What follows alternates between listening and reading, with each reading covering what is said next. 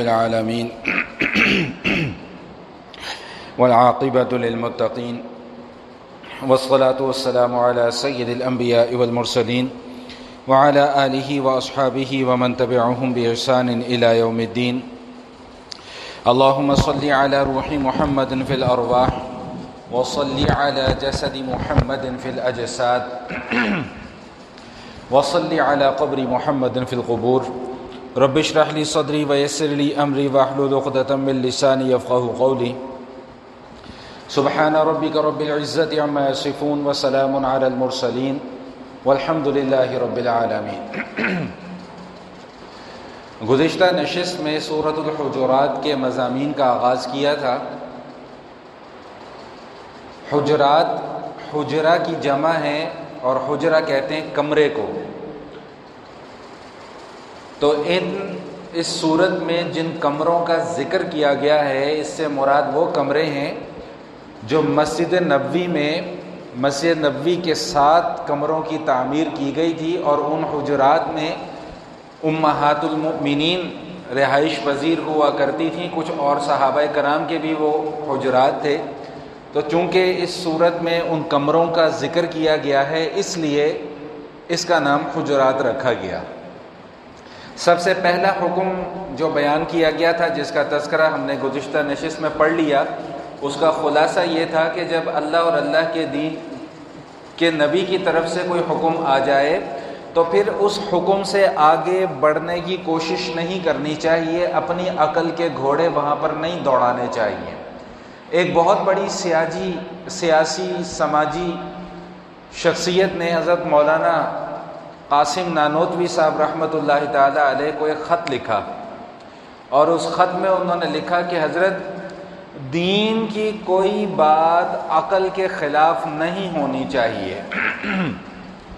تو حضرت نانوتوی رحمۃ اللہ تعالی علیہ نے جواب ارشاد فرمایا کہ جناب آپ بات تھوڑی سی الٹی کر گئے ہیں، الٹ کہہ گئے ہیں. آپ ہونا تو یہ چاہیے کہ عقل کی کوئی بات دین کے خلاف نہیں ہونی چاہیے.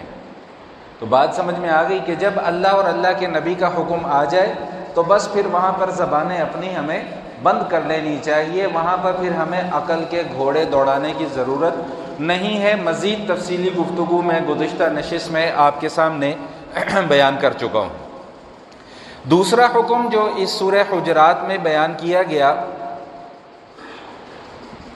اس کا تعلق جناب رسول اللہ صلی اللہ تعالی علیہ وآلہ وسلم کے ادب اور احترام کے ساتھ ہے.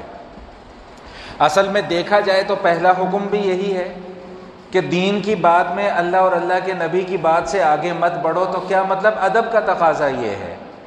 ادب کا تقاضا یہ ہے کہ جب اللہ کوئی بات ارشاد فرما دیں یا نبی کوئی بات ارشاد فرما دیں تو پھر ان کی بات پر اپنی رائے مت دو. ادب کا تقاضا یہ ہے.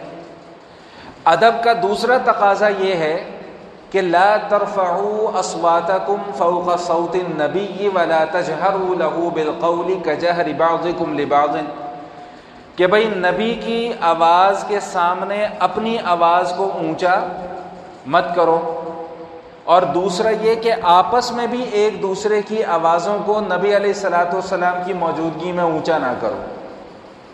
اگر آپ حضرات کے ذہن میں ہو تو میں نے گزشتہ نشست میں بھی وہ واقعہ عرض کیا تھا کہ جس کی بنیاد پر یہ آیات نازل ہوئی تھیں. وہ پس منظر ذکر کیا تھا کہ قبیلہ بنو تمیم والے آتے ہیں حضور علیہ الصلوۃ والسلام سے، آ کر کہتے ہیں کہ ہمارے لیے کوئی امیر مقرر فرما دیجئے. تو حضور علیہ الصلوۃ والسلام کے جواب ارشاد فرمانے سے پہلے حضرت ابو بکر صدیق رضی اللہ تعالیٰ عنہ نے اپنی رائے پیش کر دی. جب انہوں نے رائے پیش کی تو جناب عمر رضی اللہ تعالیٰ عنہ نے بھی اپنی رائے پیش کر دی، اور ان دونوں کے اندر کچھ بحث و تکرار ہو گئی کہ جس پر پھر یہ آیات نازل ہوئیں کہ بھئی جب رسول اللہ صلی اللہ علیہ وآلہ وسلم کے سامنے تم لوگ موجود ہو تو ان کی موجودگی میں اپنی آوازوں کو بلند مت کرو. اور دوسرا حکم کیا دیا کہ ان کے سامنے بھی اپنی آواز کو، ان کی بات پر اپنی آواز کو بلند مت کرو. کتابوں میں لکھا ہے کہ جب یہ آیات نازل ہو گئیں تو جناب ابو بکر صدیق رضی اللہ تعالیٰ عنہ، جناب عمر فاروق رضی اللہ تعالیٰ عنہ حضور علیہ الصلوۃ والسلام کے سامنے اتنے دھیمے لہجے میں گفتگو فرمایا کرتے تھے کہ حضور علیہ الصلوۃ والسلام کو پوچھنا پڑتا تھا کہ ابو بکر آپ نے کیا کہا دوبارہ کہیں، عمر آپ نے کیا کہا دوبارہ کہیں. تو بات سمجھنے کی یہ ہے، میں جو بات عرض کرنا چاہ رہا تھا وہ یہ کہ صحابہ کرام رضوان اللہ تعالی علیہم اجمعین کی ایسی مقدس ہستیاں ہیں کہ یہ ہستیاں تو حضور علیہ الصلوۃ والسلام کے سامنے بے ادبی کا تصور بھی نہیں کر سکتے، کیونکہ انہوں نے براہ راست حضور کو دیکھا ہے، براہ راست حضور سے دین کو سیکھا ہے. ادنا سی گستاخی اور بے ادبی کا تصور یہ شخصیات کر ہی نہیں سکتی. ان سے تو نادانستہ طور پہ یہ عمل سرزد ہو گیا. جس پر یہ حکم نازل ہوا تو معلوم یہ ہوا کہ اگر خدا نہ خواستہ کوئی جان بوجھ کر ایسی حرکت کرے تو اس کا تو ایمان ہی ضائع ہو جائے گا. آگے یہی سزا اس کی ارشاد فرمائی کہ ان تحبط اعمالکم، کہ تمہارے اعمال نہ کہیں ضائع ہو جائیں تمہاری اس حرکت کی وجہ سے. اسی پس منظر میں ایک حدیث اور بھی ذکر کی گئی ہے جس کا تذکرہ ابھی قرآن کی اگلی آیت میں بھی آ رہا ہے کہ یہی وفد والے جب حضور علیہ الصلوۃ والسلام سے ملاقات کے لیے حاضر ہوئے تھے تو دوپہر کا وقت تھا. حضور علیہ الصلوۃ والسلام اپنے ان حجرات میں سے کسی ایک حجرے میں کسی کمرے میں آرام فرما رہے تھے تو باہر آ کر ان لوگوں نے شور مچانا شروع کر دیا. یا محمد اخرج الینا، اے محمد، سب بولے بھائی صلی اللہ علیہ وآلہ وسلم، باہر آئیں، ہم آپ سے ملنے کے لیے آئے ہیں، ہمارے سے ملنے کے لیے آپ باہر تشریف لائیں. تو اس موقع پہ پھر یہ آیات نازل ہوئی کہ یہ جو کم عقل لوگ آئے تھے، دیہاتی لوگ آئے تھے، ان کو چاہیے یہ تھا کہ یہ حضور علیہ الصلوۃ والسلام کا انتظار کرتے کہ حضور خود باہر تشریف لاتے پھر ان سے ملاقات کرتے. یہ نہیں تھا کہ حضور کے دروازے پہ جا کے آوازیں لگانا شروع کر دیتے کہ جی باہر آ جاؤ. میں یہاں پر ایک جملہ پھر دوبارہ دہراتا چلوں جو میں نے گزشتہ نشست میں بھی دہرایا تھا کہ صحابہ کرام پر اللہ تعالیٰ نے ایمان کی تکمیل فرمائی ہے. وہ اعمال جو حضور کی شان کے مناسب نہیں ہوا کرتے تھے وہ اعمال صحابہ سے سرزد ہوتے تھے، پھر قرآن نازل ہوتا تھا. بات سمجھ میں آ رہی کہ نہیں آ رہی؟ تو ہمیں تو ان صحابہ کرام رضوان اللہ تعالی علیہم اجمعین کا شکر گزار ہونا چاہیے، ممنون ہونا چاہیے، احسان مند ہونا چاہیے کہ ان حضرات کی برکت سے اللہ کا قرآن نازل ہو رہا ہے. اب ان سے ایک عمل سرزد ہو گیا تو قرآن آ گیا بھائی یہ عمل آئندہ نہیں کرنا. میرے اور آپ کے لیے سبق آ گیا کہ بھائی ان کے لیے اگر یہ حکم ہے تو ہمارے لیے تو بدرجہ اولا یہ حکم موجود ہے. بات کو آگے چلانے سے پہلے ایک عقیدے کی بات بھی کرتا چلوں. علماء کرام فرماتے ہیں کہ جس طرح حضور علیہ الصلوۃ والسلام کی زندگی میں، ان کی موجودگی میں ان کا ادب اور احترام ضروری تھا، بالکل اسی طرح حضور علیہ الصلوۃ والسلام کے اس دنیا سے تشریف لے جانے کے بعد بھی ان کا ادب اور احترام اسی طرح کرنا یہ ہمارے ایمان کا حصہ ہے. اس کی وجہ کیا ہے؟ اس کی وجہ یہ ہے کہ تمام مسلمانوں کا اجماعی عقیدہ یہ ہے کہ حضور علیہ الصلوۃ والسلام اپنے روضہ مبارک میں اپنے اسی جسد اطہر کے ساتھ زندہ اور موجود ہیں جس جسم اطہر کے ساتھ حضور علیہ الصلوۃ والسلام اس دنیا کے اندر موجود تھے. یہ قرآن اور سنت سے اخذ شدہ عقیدہ ہے جو تمام کے تمام ائمہ محدثین نے، مفسرین نے، علماء نے، فقہاء نے اپنی کتابوں میں لکھ دیا ہے. حدیث کے اندر بھی آ گیا کہ الانبیاء احیاء فی قبورہم یصلون، کہ تمام کے تمام انبیاء کرام اپنی اپنی قبروں میں زندہ ہیں اور نماز پڑھتے ہیں. اب میں اس عقیدے کے اوپر جو لوگ اعتراض کرتے ہیں، سوال کرتے ہیں، جواب کرتے ہیں، میں اس کی طرف نہیں جا رہا. صرف ایک بات عرض کر دوں کہ بعض کم عقلوں نے یہ کہنا شروع کر دیا کہ جی یہ شرک ہے. بھئی یہ شرک کیسے ہے؟ شرک تو تب ہوتا ہے جب ہم ان سے جا کے مانگنا شروع کر دیتے. بھئی دو لفظ ہوتے ہیں، ایک ہوتا ہے ماننا، ایک ہوتا ہے مانگنا. سمجھ میں آئی بات؟ ایاک نعبد و ایاک نستعین، یا اللہ مانتے بھی تجھے ہی ہیں اور مانگتے بھی تجھ سے ہی ہیں. میرا خیال ہے بات سمجھ میں آ گئی ہوگی. مانگتے بھی تجھے ہی ہیں اور مانتے بھی تجھے ہی ہیں. جب اللہ کے علاوہ کوئی اور ہستی آ جائے تو پھر ہم کیا کہیں گے؟ ہم آپ کو مانتے تو ہیں لیکن آپ سے مانگتے کس سے ہیں؟ اللہ سے. میرا خیال ہے بات سمجھ میں آ گئی ہوگی. تو عرض یہ کر رہا تھا کہ نبی پاک صلی اللہ تعالیٰ علیہ وآلہ وسلم کا ادب اور احترام جس طرح ان کی زندگی میں فرض تھا، ان کی زندگی کے بعد بھی فرض ہے۔ میں چند مثالیں آج کی نشست میں صرف آپ کے سامنے اسی حوالے سے عرض کروں گا۔ جناب سیدنا ابو بکر صدیق رضی اللہ تعالیٰ عنہ کے متعلق آتا ہے کہ ان کے والد ابو قحافہ رضی اللہ تعالیٰ عنہ، انہوں نے بعد میں ایمان قبول کیا تھا، تو جو ان کی ایمان سے پہلے والی زندگی تھی تو اس زندگی میں ایک مرتبہ انہوں نے جناب ابو بکر صدیق رضی اللہ تعالیٰ عنہ کے سامنے حضور علیہ الصلوۃ والسلام کی شان اقدس میں کچھ نازیبا کلمات اپنی زبان سے کہہ دیے، تو جناب ابو بکر صدیق رضی اللہ تعالیٰ عنہ نے ان کے منہ پر تھپڑ مار دیا، اپنے والد کے منہ پر۔ تو فرمایا کہ بھائی آپ نے ایسا کیوں کیا، اپنے والد کے چہرے پر تھپڑ کیوں مارا؟ تو ابو بکر صدیق رضی اللہ تعالیٰ نے فرمایا، عرض کیا کہ یا رسول اللہ اگر میں ان کی جان بھی لے لیتا تو یہ بھی کم تھا۔ تو جہاں پر ادب ہوتا ہے وہاں پر محبت ہوتی ہے، جہاں پر محبت ہوتی ہے وہاں پر ادب ہوتا ہے، یہ دونوں لازم اور ملزوم ہے۔ ایک اور روایت میں نے پہلے بھی کسی موقع پر آپ کے سامنے بیان کی تھی کہ غزوہ بدر کے موقع پہ جناب ابو بکر صدیق رضی اللہ تعالیٰ عنہ کا بیٹا، اس وقت انہوں نے ایمان قبول نہیں کیا تھا، آپ کے مد مقابل تھا، بعد میں جب ایمان قبول کر لیا تو ایک دن کہنے لگا ابا جان بدر والے دن آپ میری تلوار کے نیچے تھے لیکن میں نے آپ کو چھوڑ دیا۔ تو فرمایا کہ اگر تو میری تلوار کے نیچے ہوتا تو خدا کی قسم میں تجھے نہ چھوڑتا۔ کیوں؟ اس لیے کہ اس وقت تو اللہ کے نبی کی دشمن کی حیثیت سے میرے سامنے موجود تھا۔ تو عرض کرنے کا مقصد یہ ہے کہ سورہ حجرات کا حکم کیا ہے کہ لا ترفعوا اصواتکم فوق صوت النبی، نبی کی آوازوں کے سامنے اپنی آوازوں کو بلند نہ کرو۔ ایک صحابی ہیں سیدنا ثابت بن قیس رضی اللہ تعالی عنہ، جب یہ آیہ مبارکہ نازل ہوئی تو ان کا بولنے کا انداز جو تھا وہ ذرا ان کی آواز اونچی تھی، تو جب یہ آیہ مبارکہ نازل ہوئی تو انہوں نے مسجد میں ہی آنا چھوڑ دیا۔ چند دن حضور علیہ الصلوۃ والسلام نے دیکھا کہ بھئی ثابت بن قیس نظر نہیں آ رہے، تو حضرت معاذ رضی اللہ تعالیٰ عنہ کو فرمایا کہ جاؤ جا کر ثابت کا پتہ کر کے آؤ، کہیں بیمار تو نہیں ہے۔ انہوں نے کہا جی بیمار ہوتا تو پتہ چل جاتا، میرا تو پڑوسی ہے لیکن میں جا کے پتہ کر لیتا ہوں کہ کیوں نہیں آتے۔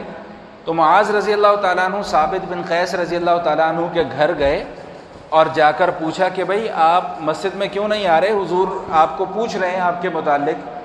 تو فرمانے لگے کہ بھئی میری آواز بہت اونچی ہے، میرا بولنے کا انداز ایسا ہے کہ میری آواز بلند ہو جاتی ہے۔ تو قرآن تو یہ کہہ رہا ہے کہ لا ترفعوا اصواتکم فوق صوت النبی، کہ نبی کی آواز کے سامنے اپنی آواز بلند نہ کرو ورنہ کیا ہوگا، ان تحبط اعمالکم، تمہارے اعمال ضائع ہو جائیں گے۔ تو مجھے ڈر ہے کہ میں اگر حضور کے سامنے جاؤں اور میری آواز اونچی ہو جائے تو کہیں میرے سارے کے سارے اعمال ضائع نہ ہو جائیں، اور اعمال ضائع ہو گئے تو جہنم کا پروانہ میرے ہاتھ میں نہ تھما دیا جائے۔ بے عین ہی یہی بات انہوں نے آ کر حضور کو بتائی، تو حضور علیہ الصلوۃ والسلام نے فرمایا کہ ان کو بلاؤ، اور بلا کر یہ بات ارشاد فرمائی کہ انک لست من اہل النار، کہ آپ آگ والوں میں سے نہیں ہیں۔ آپ نے آیت کا مفہوم غلط سمجھا، آخری جملے پر غور کیا، آپ نے آیت کا مفہوم غلط سمجھا۔ اسی لیے ہم بار بار یہی کہتے ہیں کہ جب قرآن کی آیت یا حدیث آ جائے تو وہاں پر اپنی چونچیں نہیں لڑانی چاہیے۔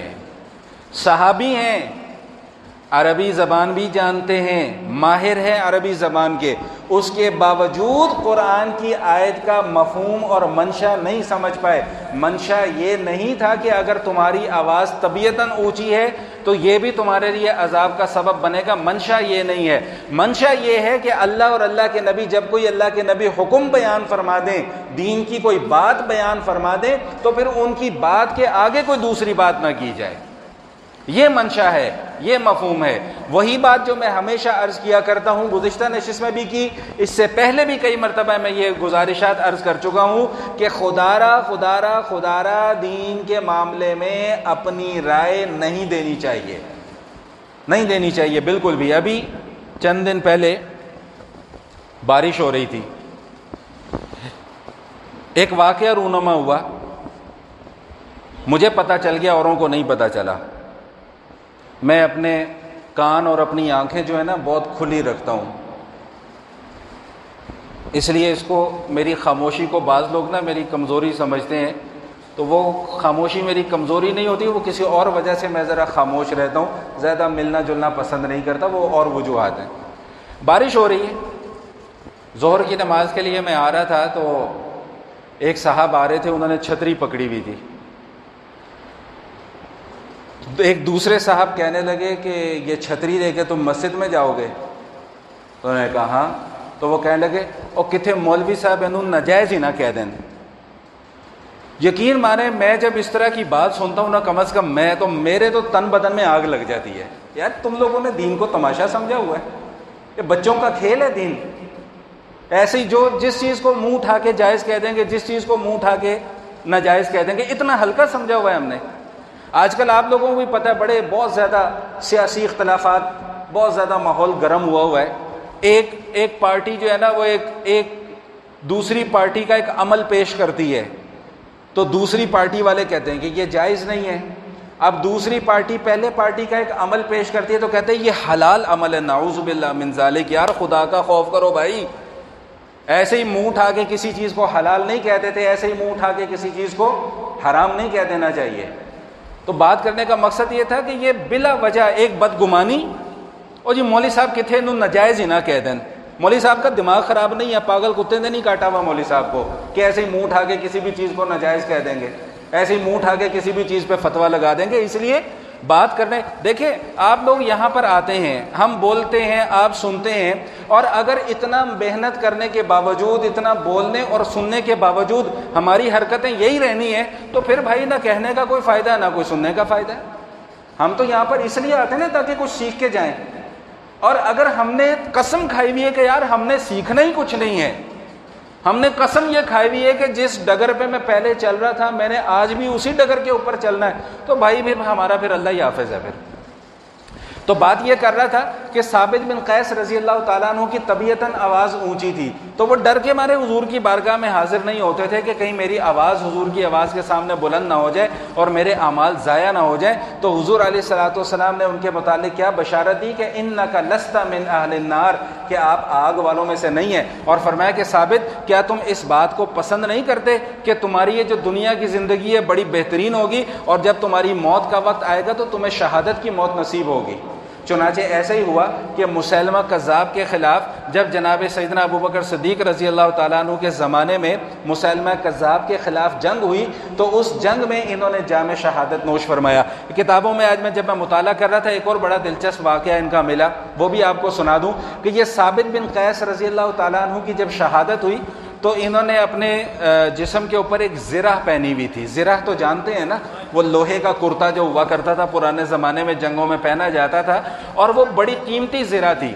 تو جب یہ شہید ہوئے تو ان کی زرہ کسی نے اتار لی، اور وہ اتار کے چپ کر کے اپنے گھر لے گیا۔ تو ان کی شہادت کے کچھ عرصے کے بعد کسی اور شخص نے ایک خواب دیکھا، اور اس خواب میں یہ ثابت بن قیس رضی اللہ تعالیٰ عنہ نے آ کر انہیں بتایا کہ بھائی میری زرہ فلاں فلاں شخص نے ایسے اتار لی تھی، یہ جگہ پر اس کا گھر ہے، اور گھر کے فلاں حصے میں اس نے برتنوں کے پیچھے اور کچھ سامان کے پیچھے میری زرہ کو چھپا کر رکھا ہوا ہے۔ وہ آدمی جب اٹھا تو وہاں سے چلا مدینہ آیا، اور ابوبکر صدیق رضی اللہ تعالیٰ عنہ کو جا کر وہ سارا کا سارا خواب سنا دیا۔ چنانچہ اس شخص کے جب گھر گئے تو وہاں سے وہ زرہ مل گئی، اور ایک قرض کے متعلق بھی انہوں نے وصیت کی تھی۔ تو علماء نے لکھا ہے کہ یہ دنیا میں واحد ایسی شخصیت ہیں کہ جن کے خواب میں بتائی گئی وصیت پر بھی عمل کیا گیا، وگرنہ خواب تو ایک ظنی چیز ہے۔ نبی کا خواب صرف وہی ہوتا ہے کہ عام آدمی کے خواب کی تو کوئی حیثیت نہیں ہوتی، لیکن یہ واحد ایک ایسی شخصیت ہے کہ جن کے خواب میں بتائی گئی وصیت پر بھی عمل کیا گیا۔ تو بہرحال بات بڑی دور نکل گئی۔ عرض یہ کر رہا تھا کہ اللہ تعالیٰ نے حضور علیہ الصلوۃ والسلام کے ادب اور احترام کا حکم دیا ہے، اور میں چند گزارشات آپ کے سامنے اس حوالے سے پیش کر رہا تھا۔ حضرت انس رضی اللہ تعالیٰ عنہ فرماتے ہیں کہ ہم براہ راست ان آیات کے نازل ہو جانے کے بعد حضور علیہ الصلوۃ والسلام سے کوئی سوال نہیں کیا کرتے تھے، ہم انتظار میں بیٹھے رہتے تھے کہ کوئی دیہاتی آدمی آئے اور وہ آ کر حضور علیہ الصلوۃ والسلام سے سوال پوچھ لے، کیونکہ جو دیہات کے رہنے والے لوگ تھے وہ ذرا بے تکلف ہوا کرتے تھے، وہ حضور علیہ الصلوۃ والسلام سے بھی آ کر بے تکلفی میں ہی بات چیت بھی کر لیا کرتے تھے. تو جو شہری علاقے کے رہنے والے صحابہ تھے ان پر حجاب تھا. وہ فرماتے ہیں کہ ہم انتظار میں رہتے تھے, دعائیں کرتے رہتے تھے کہ یا اللہ کوئی دیہاتی آئے اور وہ حضور سے آ کر کوئی مسئلہ پوچھ لے تو ہمیں اس مسئلے کے متعلق ہمیں بھی علم ہو جائے, ورنہ کہتے کئی دن اسی طرح جو ہے وہ خاموشی میں گزر جایا کرتے تھے. ایک اور صحابی ہیں سیدنا برا بن عازب رضی اللہ تعالیٰ عنہ, ان سے ایک شخص نے آ کر سوال کیا, توجہ سے سنیے گا اس بات کو. ایک شخص نے آ کر سوال کیا کہ حضرت ہمیں یہ بتائیں کہ کون کون سے جانور ایسے ہیں جن کی قربانی کرنا جائز نہیں ہے. سوال سمجھ میں آ گیا؟ تو یہ برا بن عازب رضی اللہ تعالیٰ عنہ فرماتے ہیں کہ میں نے رسول اللہ صلی اللہ تعالیٰ علیہ وآلہ وسلم سے سنا کہ حضور علیہ الصلوۃ والسلام نے فرمایا, بھائی ادھر میری طرف دیکھیں, حضور علیہ الصلوۃ والسلام نے فرمایا کہ بھائی 4 قسم کے جانور ہیں جن کی قربانی کرنا جائز نہیں ہے. یہ جو میں نے 4 انگلیوں کا اشارہ کیا یہ بھی حدیث کا حصہ ہے. جس نے بھی حدیث بیان کی اس نے اسی طرح بیان کی کہ حضور نے ایسے 4 انگلیوں کا اشارہ فرمایا. اب یہ جو برا بن عازب ہے رضی اللہ تعالیٰ عنہ, انہوں نے ایسے 4 انگلیوں کا اشارہ نہیں فرمایا. فرمانے لگے میری انگلیاں چھوٹی ہیں. بہانہ کیا تھا کہ کہاں حضور علیہ الصلوۃ والسلام کی 4 انگلیاں اور کہاں میری 4 انگلیاں. میری انگلیوں کو حضور کی انگلیوں سے کیا نسبت ہے جو میں بھی انگلیوں کا اشارہ کر کے یہ حدیث بیان کروں. یہ مسئلہ سمجھانا ضروری تھا. میرا خیال ہے بات سمجھ میں نہیں آئی یا آ گئی ہے سمجھ میں؟ ادب بتا رہا ہوں کہ صحابہ کرام حضور علیہ الصلوۃ والسلام کا ادب کس طرح کیا کرتے تھے. بہرحال دوسرا مسئلہ بھی سن لیں کہ وہ 4 قسم کے جانور جو حضور نے بیان فرمایا کہ جن کی قربانی کرنا جائز نہیں ہے. فرمایا کہ بہت سخت بیمار ہو, بہت زیادہ دبلا ہو, لنگڑا ہو, ایسا لنگڑا جس کا لنگڑا پر ظاہر ہو جائے, اور بہت زیادہ جس کی آنکھ جو ہے وہ پھوٹی ہوئی ہو. تو یہ 4 قسم کے جانور ایسے ہوتے ہیں کہ جن کی قربانی کرنا جائز نہیں. لیکن اصل مقصد جو تھا وہ یہ تھا کہ برا بن عازب رضی اللہ تعالیٰ عنہ انگلیوں کا اشارہ ہی نہیں فرما رہے تھے کہ کہاں میری انگلیاں, کہاں حضور علیہ الصلوۃ والسلام کی انگلیاں. میری انگلیوں کو حضور علیہ الصلوۃ والسلام کی انگلیوں سے کیا نسبت ہو سکتی ہے؟ چنانچہ انہوں نے اشارہ نہیں فرمایا. حضرت ابو ہریرہ رضی اللہ تعالیٰ عنہ راستے میں جا رہے تھے تو دیکھا کہ سامنے سے حضور علیہ الصلوۃ والسلام تشریف لا رہے ہیں. تو سیدنا ابو ہریرہ رضی اللہ تعالیٰ عنہ سائڈ پہ چھپ گئے, اور کچھ وقفے کے بعد پھر حضور علیہ الصلوۃ والسلام کی خدمت میں حاضر ہوئے. تو جناب رسول اللہ صلی اللہ علیہ وسلم پوچھا کہ ابو ہریرہ کہاں غائب ہو گئے تھے؟ تو عرض کیا کہ یا رسول اللہ صلی اللہ علیہ وآلہ وسلم میں آپ کے سامنے آیا لیکن میں چھپ گیا. اس کی وجہ یہ تھی کہ مجھے اس وقت غسل کی حاجت تھی اور میں نے اس بات کو پسند نہیں کیا کہ میں ناپاکی کی حالت میں آپ کے سامنے بھی آ جاؤں. اللہ اکبر کبیرہ. صحابہ کرام کا ادب تو اس درجے کا ادب ہے, ان کا احترام تو اس درجے کا احترام ہے. اور ہمارے صرف, میں وہی پھر بات کرتا ہوں کہ ہمارے صرف کھوکھلے نعرے, ہمارے صرف کھوکھلے دعووں اور نعروں کے علاوہ ہمارے پاس کوئی چیز موجود ہی نہیں ہے. صحابہ کرام تو اس درجے کا ادب کر کے دکھا رہے ہیں. ہاں ایک صحابی اور ہیں صاحب, حضرت صاحب رضی اللہ تعالیٰ عنہ, وہ نبی علیہ الصلوۃ والسلام کی جو سواری تھی نا اونٹنی, اس کے اوپر کجاوا باندھا کرتے تھے. یہ کجاوے کو ہمارے ادھر کی زبان میں کیا کہتے ہیں؟ کجاوا ہی کہتے ہیں. اچھا سمجھ گئے ہوں گے, کجاوا اونٹ پر بیٹھنے کی جگہ. تو ایک مرتبہ ان کو غسل کی حاجت ہو گئی تو اب یہ پریشان کہ اونٹنی بھی حضور کی, کجاوا بھی حضور کا, تو اونٹنی کو بھی میرے ہاتھ لگیں گے, کجاوے کو بھی میرا ہاتھ لگے گا. حالانکہ یہ کوئی شرعی مسئلہ نہیں ہے, اگر وہ ہاتھ لگا دیتے تو کوئی گناہ کا کام نہیں تھا, لیکن ادب کا تقاضا, ادب اتنا تھا. تو انہوں نے کسی اور صحابی کو کہہ دیا کہ حضور کے سفر پر جانے کا وقت ہو گیا, تم کجاوا باندھ دو. کسی اور صحابی نے اٹھا, کجاوا باندھ دیا, سفر آغاز ہو گیا. یہ غسل کر کے تو پھر فوراً پیچھے گئے اور جا کر مل لیے. تو نبی علیہ الصلوۃ والسلام نے فرمایا کہ صاحب کیا بات ہے, آج تمہارا کجاوا باندھا ہوا ڈھیلا تھا, ہمیں دقت محسوس ہو رہی تھی. عرض کیا یا رسول اللہ میں نے تو باندھا ہی نہیں تھا. فرمایا کیوں نہیں باندھا؟ عرض کیا یا رسول اللہ اس لیے نہیں باندھا کہ مجھے اس وقت غسل کی حاجت تھی اور میں نے اس بات کو مناسب نہیں سمجھا کہ میں ناپاکی کی حالت میں آپ کی اونٹنی کو ہاتھ لگاؤں, میں ناپاکی کی حالت میں آپ کے کجاوے کو ہاتھ لگاؤں. بار بار یہ عرض کر رہا ہوں کہ یہ کوئی شرعی مسئلہ نہیں تھا, لیکن صحابہ کرام رضوان اللہ تعالی علیہم اجمعین کے دلوں میں حضور علیہ الصلوۃ والسلام کی اتنی محبت تھی, اتنا ادب تھا, اتنا احترام تھا کہ حضرات صحابہ کرام ناپاکی کی حالت میں حضور کے سامنے آنا پسند نہیں کیا کرتے تھے، حضور کی اونٹنی کو ہاتھ لگانا پسند نہیں کیا کرتے تھے، حضور کے کجاوے کو ہاتھ لگانا پسند نہیں کیا کرتے تھے، وگرنہ شریعت کی طرف سے تو کوئی ممانعت نہیں تھی۔ یہ تو میں نے صرف ابھی چند مثالیں آپ کے سامنے پیش کی ہیں، لیکن ان مثالوں سے سیکھنے کو کیا ملتا ہے؟ بھائی ایک ہی سبق سیکھنے کو ملتا ہے، با ادب با نصیب، بے ادب بد نصیب۔ ادب کرو گے تو مرادیں پا جاؤ گے، ادب نہیں کرو گے تو مرادوں سے خالی رہ جاؤ گے۔ آج کل کے خاص طور پہ یہ بچوں اور نوجوانوں سے میں یہ گزارش عرض کر رہا ہوں کہ آج کل کے بچوں اور نوجوانوں کا یہ حال ہے، تھوڑی سی داڑھی مونچھ نکل آتی ہے نا تو سمجھتے ہیں کہ ہم پتہ نہیں کیا بن گئے، استادوں کو ہی نہیں سلام کرتے اپنے۔ میں نے دیکھا ایک دن میں جا رہا تو ایک بچہ مجھے دیکھ کے تو کنارہ کشی اختیار کر گیا تھا دوسری طرف، اور میں دل میں سوچنے کا، میں نے کہا بیٹا کس کو دکھا رہے ہو یہ حرکتیں، ہم بھی اس عمر سے گزر کے آئے ہوئے ہیں۔ بچے سمجھتے ہیں کہ ہم پتہ نہیں بڑے سمجھدار ہو گئے ہیں، ہمارے اندر نا عقل کے وہ چیزیں ہمارے دماغ میں آ گئی ہیں جو امام صاحب کے دماغ میں نہیں ہوتی، یا جو استاد کے دماغ میں نہیں ہوتی۔ حضرت عبداللہ ابن عباس رضی اللہ تعالی عنہما کتنی بڑی شخصیت ہیں، کتنی بڑی شخصیت ہیں۔ ان کو حضور علیہ الصلوۃ والسلام نے فرمایا تھا کہ ابی بن کعب سے جا کر قرآن سیکھو رضی اللہ تعالیٰ عنہما۔ ابی بن کعب رضی اللہ تعالیٰ عنہ کے متعلق حضور نے فرمایا کہ قرآن بڑا اچھا پڑھتے ہیں۔ سنیے گا ادب، استاد کا ادب سنیے گا، ذرا دل کے کان کھول کے سنیے گا، بڑے چھوٹوں سب کے لیے یہ بات ہے۔ استاد کا ادب، امام کا ادب، جس سے آپ دین سیکھتے ہیں اس کا ادب۔ عبداللہ ابن عباس رضی اللہ تعالیٰ عنہما جب ان سے قرآن سیکھنے کے لیے جایا کرتے تھے تو ان کے دروازے پر جا کر بیٹھ جایا کرتے تھے، دروازہ بجاتے نہیں تھے۔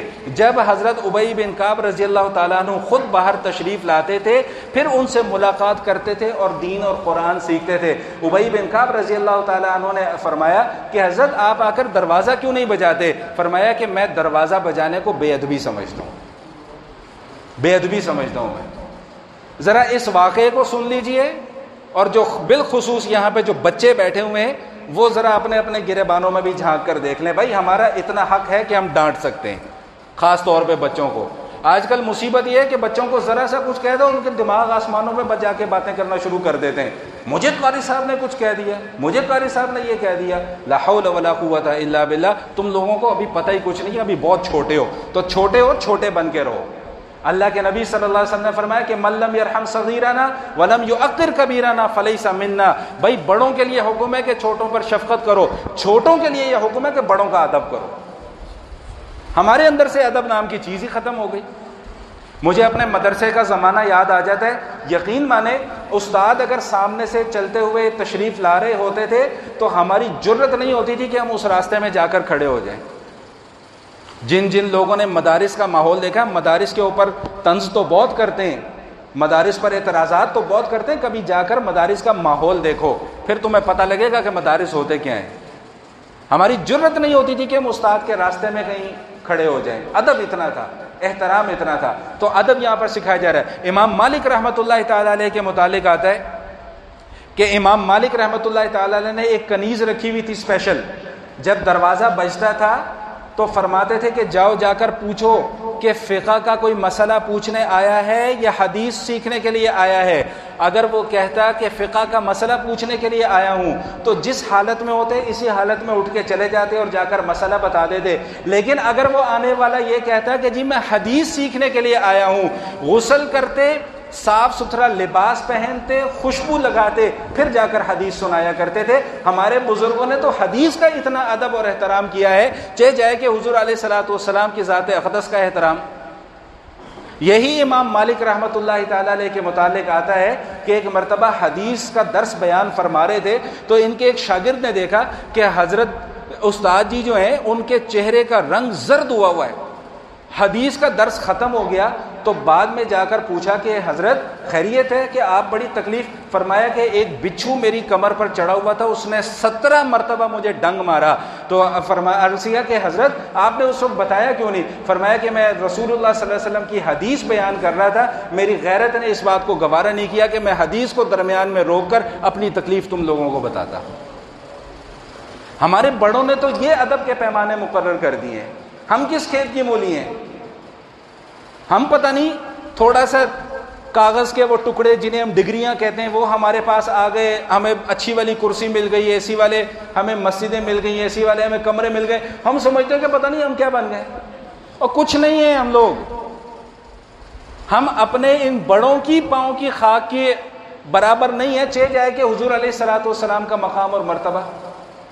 حضرت عمر رضی اللہ تعالیٰ عنہ کے متعلق آتا ہے کہ مسجد نبوی میں دو لوگ بڑی اونچی اونچی باتیں کر رہے تھے۔ کہاں بھائی؟ مسجد نبوی میں۔ زمانہ کس کا ہے؟ حضرت عمر رضی اللہ تعالیٰ عنہ کا۔ تو ایک صحابی وہاں پر کھڑے ہوئے تھے، ان کو حضرت عمر رضی اللہ تعالیٰ عنہ نے ایک کنکری پھینک کر ماری۔ وہ فرماتے ہیں کہ میں نے پیچھے مڑ کر دیکھا تو حضرت عمر نے فرمایا کہ یہ جو دو لوگ اونچی آواز میں باتیں کر رہے ہیں نا، ان کو بلا کر لے کر آؤ۔ وہ دونوں کو بلا کر لے کے آئے۔ فرمایا کہ تم کس علاقے سے آئے ہو؟ میں نے کہا جی طائف کے رہنے والے ہیں۔ فرمایا کہ اگر تم مدینہ کے رہنے والے ہوتے تو میں تمہیں سزا دیتا کہ تم حضور علیہ الصلوۃ والسلام کی مسجد میں کھڑے ہو کر اونچی آواز سے باتیں کر رہے ہو۔ ہم نعرے لگاتے ہوئے نہیں تھکتے۔ پھر وہی بات آ جاتی ہے، لوگ کہیں گے کہ جی آپ بات کو گھما کے، جو غلط ہے وہ غلط ہے۔ جس طرح حضور علیہ الصلوۃ والسلام کا ادب اور احترام ہم پر لازم ہے، فرض ہے، ہمارے ایمان کا حصہ ہے، حضور علیہ الصلوۃ والسلام کے روضہ مبارک کا ادب اور احترام اسی طرح فرض ہے، لازم ہے، ہمارے ایمان کا حصہ ہے۔ حضور علیہ الصلوۃ والسلام کی مسجد کا، یہاں تک کہ حضور علیہ الصلوۃ والسلام کے شہر مدینہ کا ادب احترام ہم پر لازم اور فرض ہے۔ امام ابو یوسف رحمۃ اللہ تعالی علیہ کی مجلس میں کسی نے کہہ دیا کہ حضرت مدینے کی آب و ہوا بڑی خراب ہے۔ امام ابو یوسف رحمۃ اللہ تعالی نے فرمایا کہ اس کو کوڑے لگاؤ۔ کسی کہنے والے نے کہہ دیا کہ حضرت اس نے کوئی اتنی بڑی بات تو نہیں کہی، آپ نے کوڑے لگانے کا حکم دے دیا۔ فرمایا کہ اس نے جو بات کہی ہے، اگر اس بات پر میں اس کا سر بھی تن سے جدا کروا دیتا تو کوئی بھی سزا کم تھی اس کے لیے۔ تو آئیے اب واپس آتے ہیں اپنی اس آیت کی طرف، سورہ حجرات کی دوسری آیت، یا ایھا الذین آمنوا لا ترفعوا اصواتکم فوق صوت النبی، نبی کی آواز کے سامنے اپنی آواز کو اونچا نہ کرو۔ اور میں نے آغاز گفتگو میں عرض کر دیا کہ مفہوم اور منشا اس کا کیا ہے کہ جب نبی کا حکم آ جائے تو پھر ان کے حکم کے سامنے چوں چرا مت کرو۔ بس نبی کی بات آ گئی ہے تو بس ختم۔ میری سمجھ میں آ رہا ہے تب بھی عمل کرنا ہے، نہیں سمجھ میں آ رہا تب بھی عمل کرنا ہے۔ آج کی گفتگو کو میں یہیں پر ختم کر رہا ہوں۔ دو مسائل میں نے مختصراً عرض کرنے ہیں، وہ ذرا توجہ کے ساتھ سماعت فرما لیجئے۔ دونوں مسائل